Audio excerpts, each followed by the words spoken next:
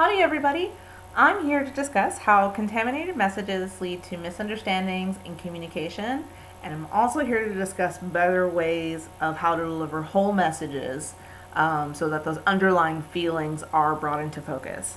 So contaminated messages are what happen when you give what appears to be an observation or a whole message, but clearly has left out information, other feelings, other thoughts, other needs. Typically, these are passive aggressive, such as, looks like you ruined another good relationship, or I feel like you're just not listening to me. Now, my example is of my experience with my roommate's dog, Gizmo. Gizmo is a 1-year-old French bulldog who is stubborn to begin with, but cute when he wants to be. So every day, my roommates ask me, how did Gizmo do today? Yesterday, Gizmo decided to poop on the floor after having just been outside to do business with my dog Stormy. So when they happened to ask me how he did for the day, he had just pooped on the floor, so instead of letting them know how I felt, what I observed, what my thoughts were, and what my needs were, I instead said, well, your bad dog pooped on the floor instead of outside. And so my roommate's reaction was that of sadness, and understandably, they were defensive about his behavior.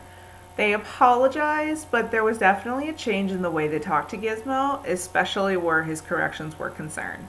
They were more authoritative and firm, but they were so much more frustrated in trying to correct him because he hadn't been corrected firmly before, and so he didn't respond the way they wanted him to. Now that I've discussed the experience, I will now make some inferences. Based on this experience, I can infer that my message was poorly delivered, and I could have alleviated a lot of negative reactions on both parts by just simply decontaminating my message. For example, I could have said, well, Gizmo pooped on the floor today instead of pooping outside. I don't think he knows how to tell me when he needs to do his business, and I feel frustrated because he was just outside with Stormy and didn't do anything. Could we maybe work on training him to let us know when he needs to go outside? Simple, easy, done.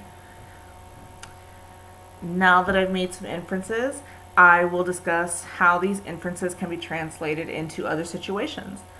So, since this probably won't be the last time I encounter frustration with my roommates, Gizmo related or otherwise, it would probably be in everyone's best interest if I took the time to vocalize exactly what it is I'm observing, thinking, feeling, and needing in the moment.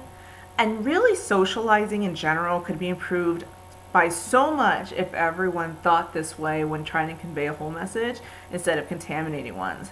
This stems from the workplace to the classroom to at home, clearly.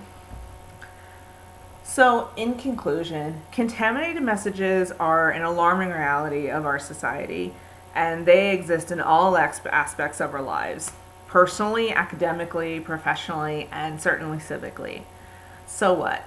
Well, they often, again, are passive aggressive, and so they leave out a lot of information because you're trying to convey all of what you're feeling into one sentence, but it still leads to confusion by whoever you're trying to convey your message to. By recognizing the need to deliver these whole messages and working to deliver them to our audience, we can alleviate so much miscommunication between ourselves and the other parties we're trying to communicate with. And no one likes passive-aggressive people anyway. As a final thought, being passive-aggressive with your dog won't help anything. They'll just poop on your floor and look you in the eye while doing it. Thanks for watching. Good night.